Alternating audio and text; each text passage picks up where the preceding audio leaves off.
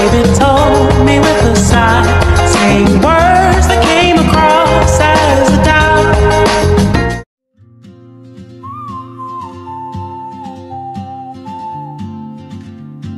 So, hi guys! Welcome to my vlog. So, nandito tayo sa Hacienda de San Luis dito sa Caguayan City, Isabela. One of the best places to visit if you love history, culture, and adventure. So, tara, samahan niyo. So, right now, nandito tayo sa Museo de San Luis. Dito makikita ang iba't ibang historical artifacts connected sa Hacienda de San Luis.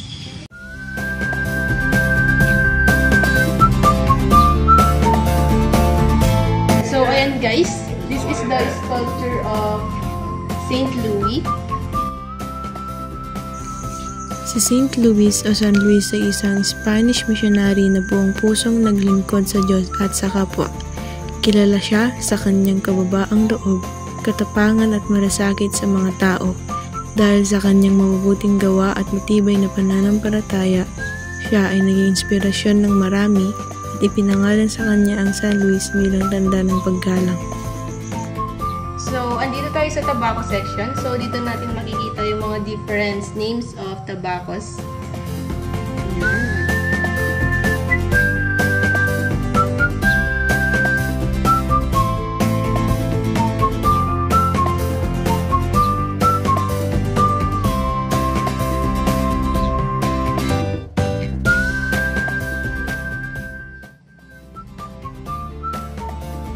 So, we are here in tobacco bale press section. So, ginagamit nila to for packing tobacco sa mga malalaking bundles. So, ganito siya.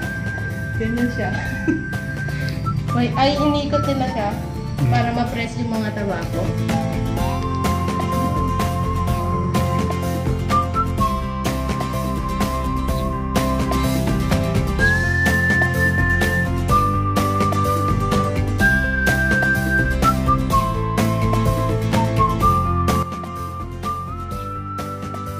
So guys, we are here in Mayor section. So this is the mayors in Caguayan City, Isabela. So we have Faustino N.D., Mayor Carlos A.V., Mayor Benjamin G.D., and Mayor Diosdado B. Ramirez. So they are the mayors here in Caguayan City, Isabela before.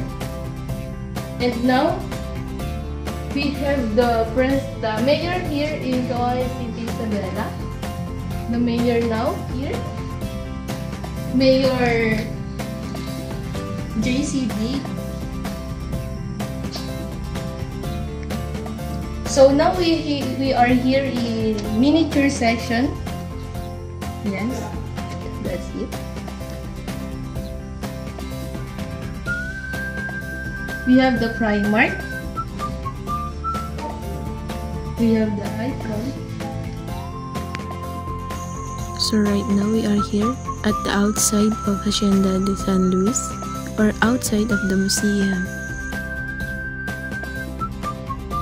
So guys, we are here in zipline section. So hindi na siya nagagamit simula ng pandemic. So we have 250 meter long hanggang doon sa pinakadulo niya. And we have 30 feet high zipline. So, sobrang taas niya. Tapos yung structure niya is medyo palumala kasi hindi nagagamit. So, dito sa side ng zipline, meron tayo dito ang wall climb. So, ginagamit din ito nun, pero ngayon hindi na pwede. So, ang gagawin yan, kapit ka dito, tapak ka nun hanggang pataas. Yan. So, 30 feet yan. Kataas, 30 feet.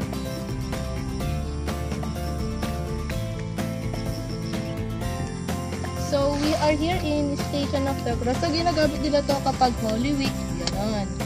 So, nasa pang 12 station tayo kasi damo na dun banda sa may pang Station 13.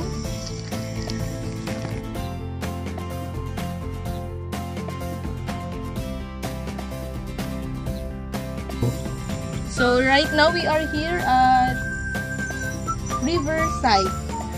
Yeah. So, itong ilog na to, kadugtong nito ang Cagayan River.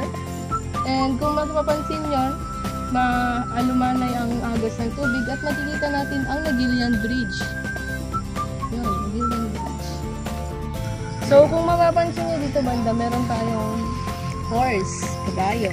So, nirerentahan nila to. Pwede nyo itong rentahan at maglibot-libot kayo dito sa buong Hacienda de San Luis kapag natamad kayo maglakad.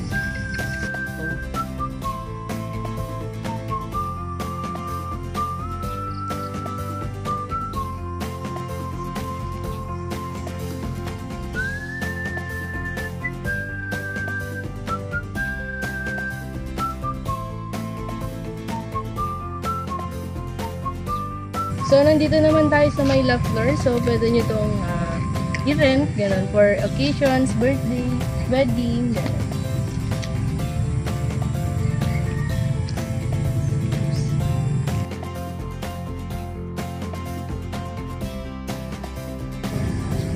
So, noon, meron tayong gasolinahan. O, ito na gasoline station dito.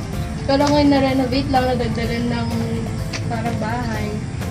Ng bahay. Pero gasoline station dito before. So, meron tayong yan. So, kung mapapansin nyo dito sa may likod, meron tayong Science Centrum. Hindi na natin yan papasukin kasi bawal pumasok kasi nire-renovate. So, yun. This is my mini tour here in Hacienda de San Luis.